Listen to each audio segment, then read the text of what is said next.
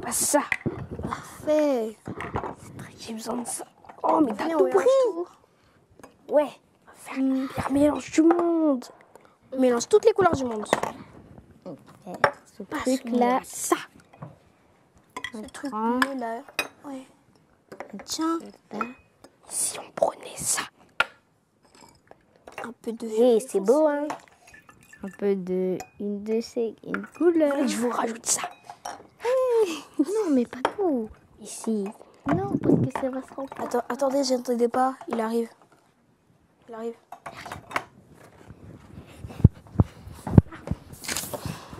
Oh non, mes feuilles. Vite, faisons travailler.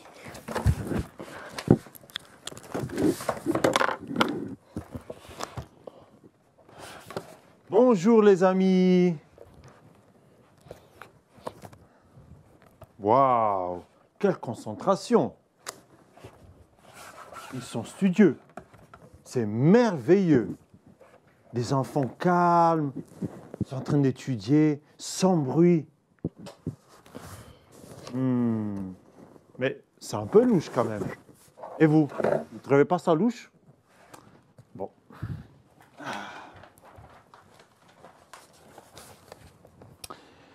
Bien. Bon, les enfants, vous avez préparé vos questions? De quoi on parle aujourd'hui? De la Bible. Ah oui, parlons de la Bible en répondant à vos questions. Je vous écoute. Mais au fait, monsieur, je sais tout. C'est quoi la Bible? Un livre historique? Un livre religieux? Un livre pour les chrétiens? Eh bien, tu as plusieurs questions en une seule. Eh bien, dis donc. Bon, on va aller pas à pas. La Bible est un livre, oui, mais pas un livre ordinaire. C'est un livre qui renferme plusieurs livres. D'ailleurs, c'est pour cela que l'on compare à une bibliothèque qui a plusieurs livres qui ont été écrits par des hommes inspirés par l'Esprit de Dieu. La Bible a été donnée par Dieu afin de nous aider à connaître Dieu, à l'aimer et à bien le servir. Toute écriture a été inspirée par Dieu. Et nous le voyons dans le second livre de Timothée, au chapitre 3, verset 16. On peut dire aussi que la Bible, c'est la bouche de Dieu. Et d'ailleurs, c'est par la Bible que Dieu parle. On dit aussi que c'est la parole de Dieu. Retiens que la Bible, c'est la parole de Dieu écrite. Ah oui, j'ai déjà entendu dire que la Bible est la parole de Dieu. On va faire une expérience. Vous allez tenir la bouche fermée. Et même vous aussi, de chez vous, les J-Kids, vous allez fermer la bouche et vous allez dire « Monsieur, je sais tout, on veut savoir. » Hein? Pardon, j'ai pas compris. J'ai rien compris là. J'entends pas. Et vous? Est-ce que vous entendez ce que vous dites? Je sais pas, je comprends pas là. Bon, ok. Ben, pas facile, hein? Vous savez que c'est pas facile de parler avec la bouche fermée. Bon. En fait, en fermant la bouche, c'est pas possible d'entendre un son audible. On n'entend rien, on comprend rien. C'est pareil avec Dieu. Figure-toi que lorsque tu ouvres ta Bible, en fait, tu es en train de demander à Dieu d'ouvrir sa bouche. Est-ce que vous savez ça?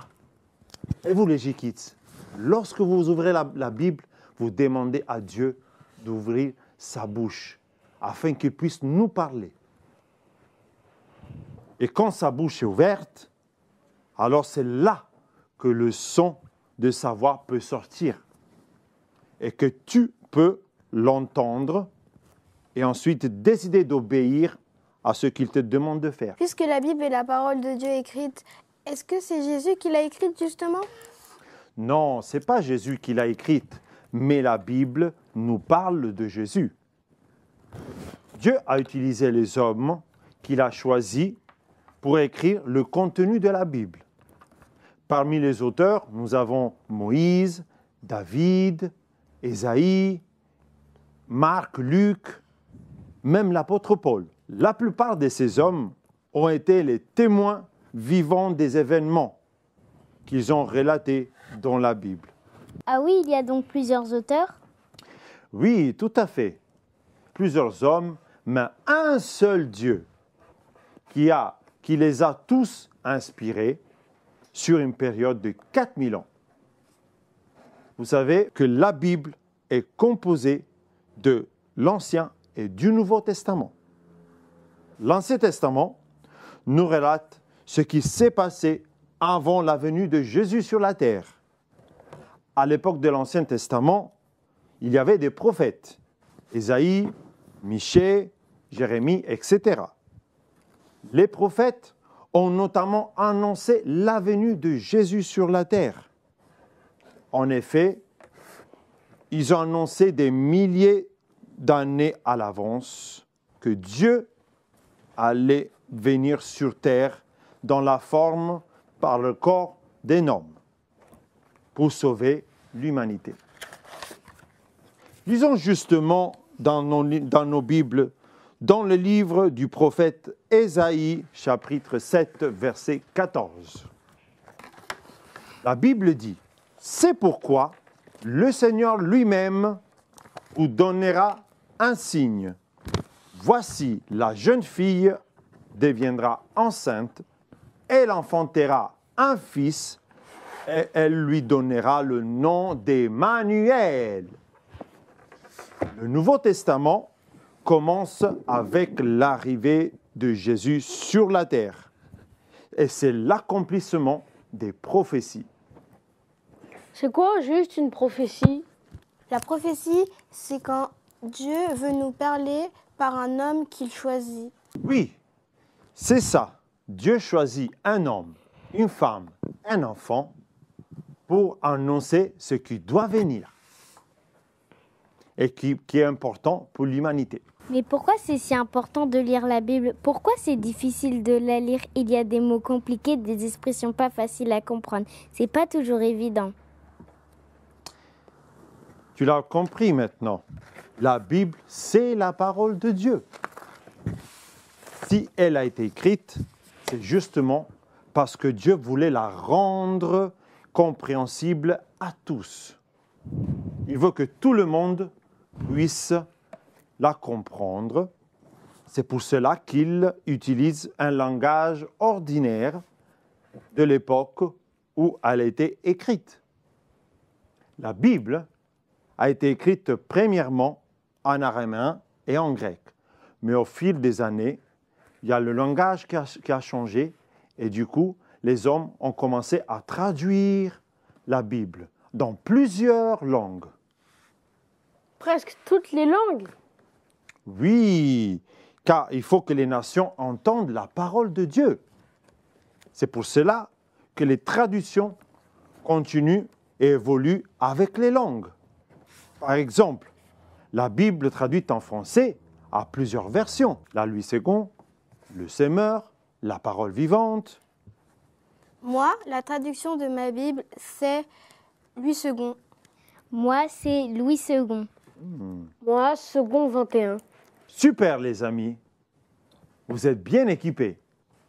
Et vous les enfants, vous qui êtes à la maison, vous aussi vous devez être bien équipés comme nos enfants ici.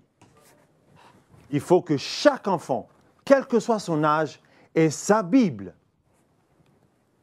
J'ai une question pour vous. Pourquoi est-il important de lire la Bible? Pour connaître Dieu, qui est-il vraiment, ses caractères, ses pensées, son amour pour l'homme, ce qu'il pense des enfants par exemple. La parole de Dieu nous révèle qui il est vraiment et qui nous sommes pour lui. C'est important de savoir pourquoi Dieu nous a créés. Dieu nous donne la sagesse et l'intelligence. C'est grâce à elle que nous connaissons nos droits et nos devoirs en tant qu'enfants de Dieu. Pour savoir ce que Dieu attend de nous, la Bible nous montre le chemin à suivre pour accomplir notre mission sur la terre. La Bible nous permet aussi de ne pas nous laisser tromper par Satan qui veut nous empêcher de faire la volonté de Dieu. Lorsque nous connaissons la vérité, le diable ne peut pas nous tromper. Vous voyez comment la Bible est un trésor inestimable. Elle est la parole de Dieu.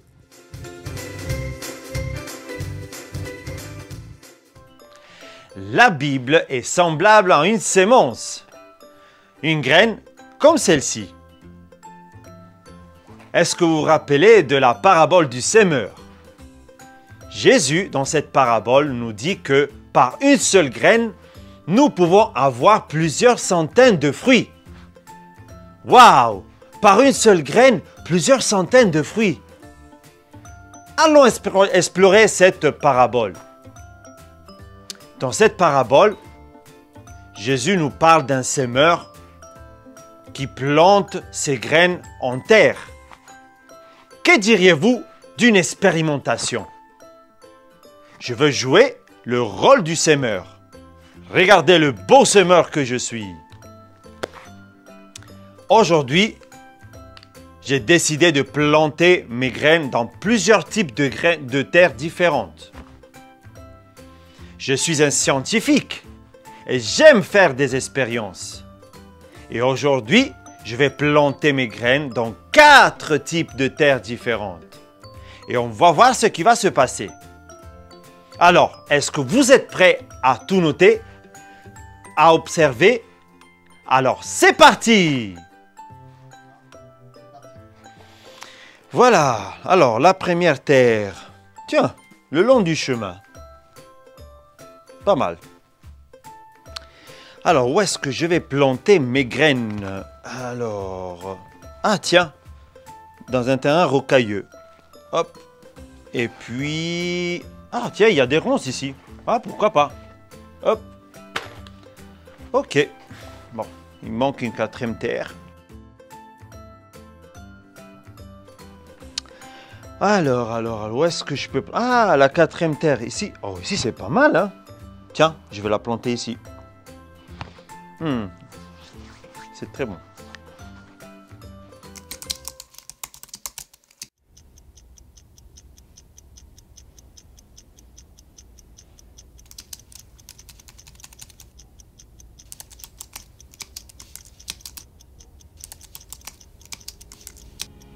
Les J-Kids, allons voir si j'ai eu des fruits.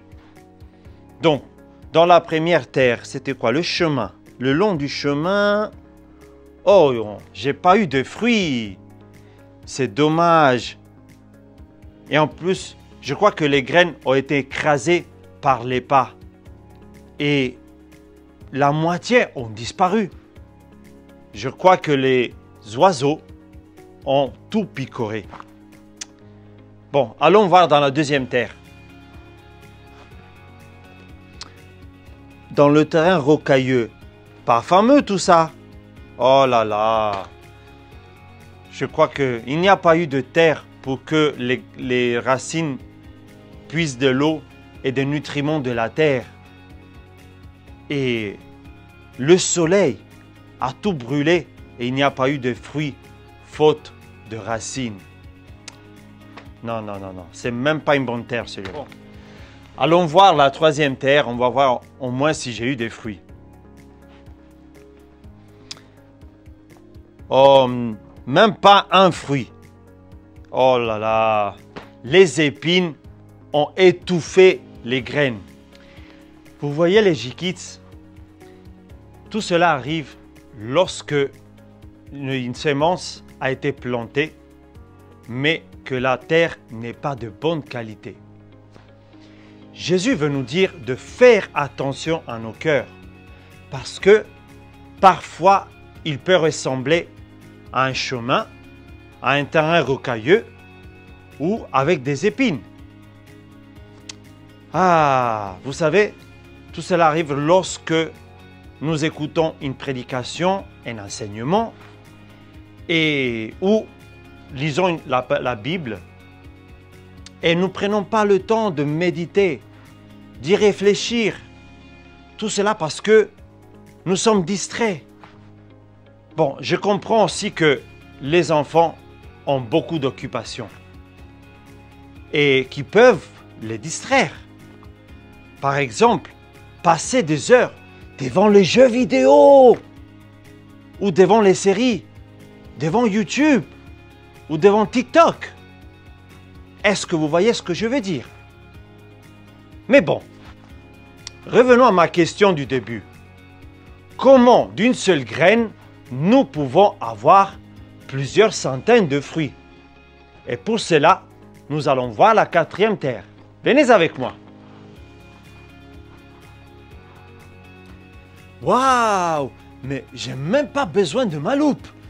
Regardez combien de fruits! Mais c'est inimaginable! Incroyable! Oh là là, mais c'est trop beau! Attendez, je m'approche pour voir.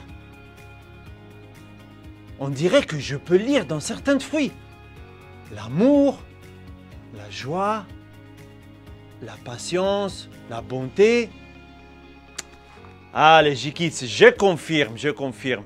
C'est bien les graines que j'ai plantées. Et vous savez pourquoi? Parce que dans mon sachet, il y a écrit « Amour de Dieu ». Vous savez, ce sont les personnes qui ont le cœur qui ressemble à cette bonne terre. Ce sont des personnes qui écoutent la parole, qui la reçoivent avec joie et qui la mettent en pratique. Ils réussissent dans tout ce qu'ils font. La sémence, elle se développe, elle grandit et elle porte des fruits, beaucoup et des bons fruits. Alors, les enfants du labo et les enfants qui nous regardent, est-ce que vous voulez porter du fruit? Alors, levez la main un peu beaucoup, énormément. Allez, faites du bruit. Moi! Eh oui, vous avez raison. Nous devons tous porter du fruit pour la gloire de Dieu. Eh bien, porter du fruit, ça veut dire que nous devons faire ce que Dieu nous demande. Pardonner, aimer, aider les autres. Ensuite, nous devons parler comme Dieu, parler avec douceur, pas de gros mots. Pas de gros mots. Et vous aussi, pas de gros mots. Ensuite, penser comme Dieu. Aimer notre prochain, être respectueux, obéir à ses parents. C'est important du fruit que tu prouves que tu es un disciple de Christ. Les fruits sont des preuves irréfutables, des preuves qui ne peuvent pas se contester. D'ailleurs, ne t'en dis pas, on reconnaît un arbre par ses fruits. Lisons dans Jean 15, verset 8. Si vous portez beaucoup de fruits, c'est ainsi que mon Père sera glorifié et que vous êtes mes disciples. Amen. On est d'accord avec ça. Nous voulons être tous des vrais disciples de Jésus. Ceux qui lui obéissent. Et vous, les J-Kids? Oui, les J-Kids, pour réussir ta destinée, c'est-à-dire ta mission sur la terre, tu dois porter du fruit, faire le bien autour de toi, comme Jésus le faisait quand il était sur la terre. On se quitte sur ces mots. Je vous dis à très vite.